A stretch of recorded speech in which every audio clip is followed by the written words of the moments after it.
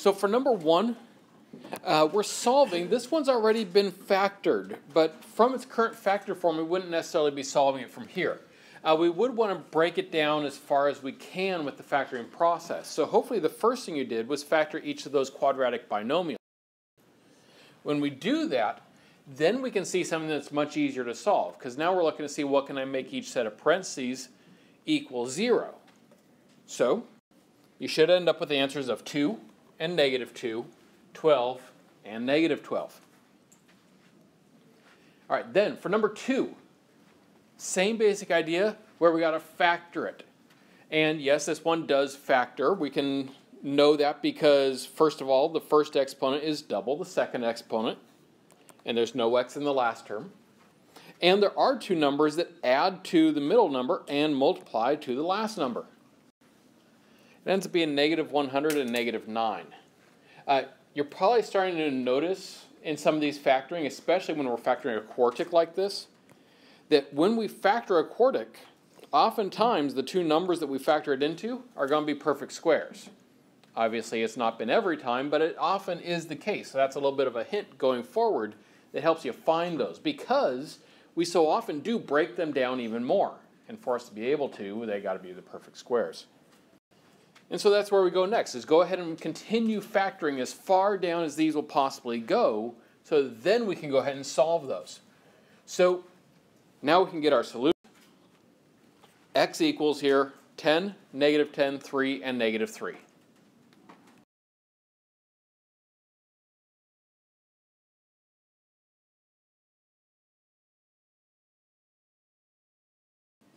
So these are kind of general practice. Let's check and see how you're doing on that first one so far. X squared minus 121 equals 0. Since it already equals 0, go ahead and try to factor. Yes, it does factor nicely into x plus 11 times x minus 11 equals 0. And again, remember, equal 0 is important on these. Then you can go ahead and solve it. So for that first one, you should have found that x equals -11 and +11. Now, I'm next going to go over. So I'm going to go over to the x cubed equals 9x. When doing that one, again, we want to set it equal to 0 in order to make our lives a little bit easier and for this to be a little bit more manageable. So first thing I want to do, I do like to keep the first term positive. So I'm going to move everything to the left side. So if we subtract 9x from both sides, we now have x cubed minus 9x. Now we need to see, how do I solve that? And the first thing we always look for is we look to see, can we factor it? And in this problem, can we factor it? Well, it doesn't follow the rule of what we've just been doing, like with the factoring quartics, right? But we still can factor it. What do you see that appears in both terms here? X, absolutely. So first up, go ahead and factor x out of both terms. And so then you notice that x squared minus 9, it factors further. It's one of those difference of squares. You know, we're subtracting a perfect square. And so then once I factor it down that way, now it's fully factored. Now we can go ahead and solve it. Remember that the x sits by itself out front gives us one of those solutions that's actually just a plain old 0 that comes from the x. And then, of course, the -3 and the 3 from there. As you take a look at that last one, can we factor that one just like a quadratic from the start here? Well, is my first exponent double my middle exponent? No. This one does not fit the pattern that we've been talking about recently. And we don't want that new information to push out all of this old information that we already have. Because actually you do know how to do this. Step 1 is still the same. Step 1 is still to factor it. It's because it's already set equal to 0. And when looking at factoring this one, the first thing we look for in factoring is what can I pull out of every single term? And there's actually a decent amount of stuff that we can pull out of every single term here. Because first of all, I might look at the numbers. What can I divide -4, 20, and 96 all by? 4. And because I want my leading term to stay positive, I'm going to go ahead and pull out a -4. And then I look at the x's. Notice I got x's in every single term. So how many x's can I pull out of everything? 3 of them, the x cubed. And so the first thing I want to do is factor out negative 4x cubed from every single term. And then when we do that, notice our problem actually looks a lot simpler now because of what's inside of the parentheses. It's much more manageable. And so from here, let's go ahead and factor that quadratic. So factor that quadratic that's inside the parentheses. X squared minus 5x minus 24. We're looking for two numbers that add to negative 5, multiply to negative 24. You should get negative 8 and 3. Now this thing is completely factored. So now it's just a matter of saying, what can I plug in for x that makes each of these terms, each of these pieces of my equation, equal 0? And so we end up with 0, 8, and negative 3.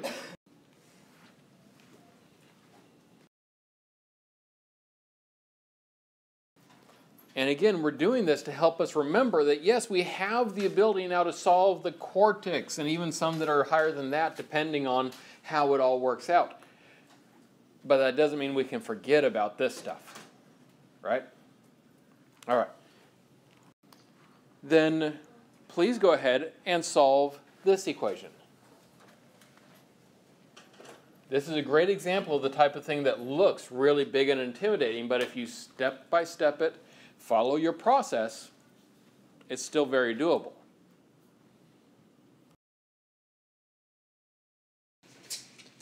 All right, so to start this one, step 1, set it equal to 0. Because anytime you're solving a polynomial equation, start by setting it equal to 0. And I do always like to keep my leading term positive. So I went ahead and moved everything to the right side because my leading term is going to be that x to the 9th. Then once we get to this point, the idea is factor from here, now that it's set equal to 0. So look to see how you can be factoring it. So the first step of factoring is to pull out the biggest common monomial. You'll notice all of my terms were divisible by 10, and I could pull out x to the 7th, because there were at least 7 x's in every single term.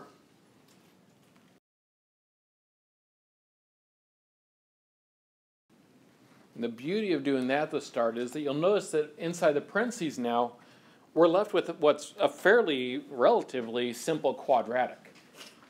And since it just starts with x squared, all we need is two numbers that add to negative 15 and multiply to 54 to finish factoring it. So we end up with 10x to the 7th times x minus 6 times x minus 9. We then solve it from there. Of course, our solutions at that point end up being 0, 6, and 9. All right, so now that we've gone through those, bit of practice with our factoring and solving, we're going to take a slight little diversion. I just want to go back and do a little bit of practice and review because I figure we've just gotten a little bit rusty on some of our exponent rules. So I just want to make sure to bring back and remind you of some of the rules involving exponents. So start by going ahead and writing down and trying at least to go ahead and simplify each of these. Some of you are going to remember it and it's going to be quick and easy. And some of you might get rusty, in which case you will identify at what point you're running into any questions. So for that first one, we are multiplying x's. Now, the rule, there is a rule, but if you don't remember it, think about what this really means. When I say x to the 6th, that really means 6 x's all multiplied out together. And x to the 4th, well, that really means 4 x's all multiplied out together. And the x there, well, of course, that's just x, right? When it says to multiply them all out, basically what we've done is we've just created a big old chain of x's, which I then want to simplify in terms of getting a final answer. So if I want to write that shorter, it would be x to the power of, and then I got to count them all up. I don't really want to have to count them all, though, but I do know how many there were, because there were 6 of them, 4 of them, and then 1. 6 plus 4 plus 1 gives me 11, which is my final answer, but it also shows how we know what the rule is in case you ever do forget, you notice I added those exponents, the 6 plus the 4 plus the 1, remembering, of course, that this is really x to the power of 1 over here.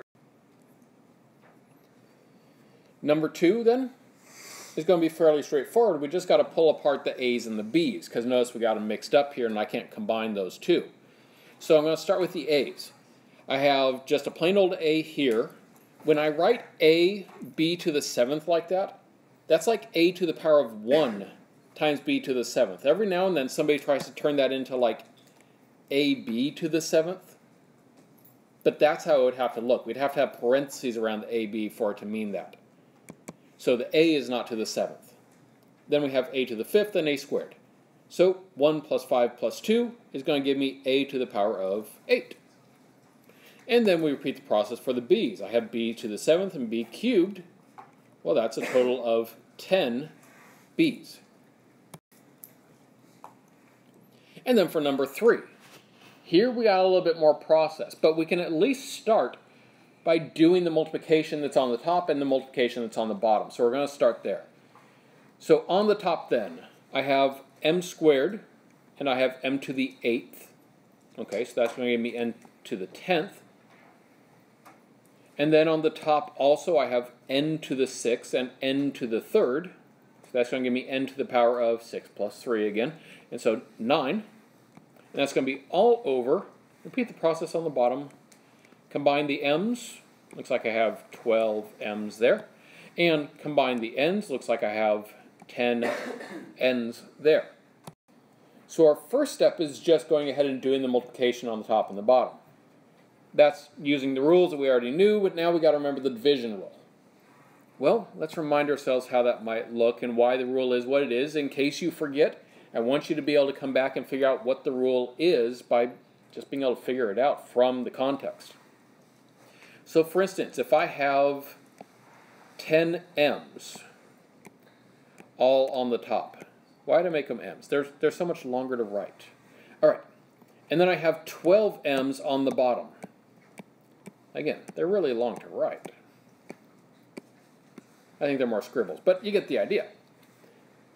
Well, if I have 10 m's all multiplied out on the top and 12 of them all multiplied out on the bottom, I can go ahead and start canceling out pairs of m's that appear in both the top and the bottom, so you'll notice I end up with 2 of them still there.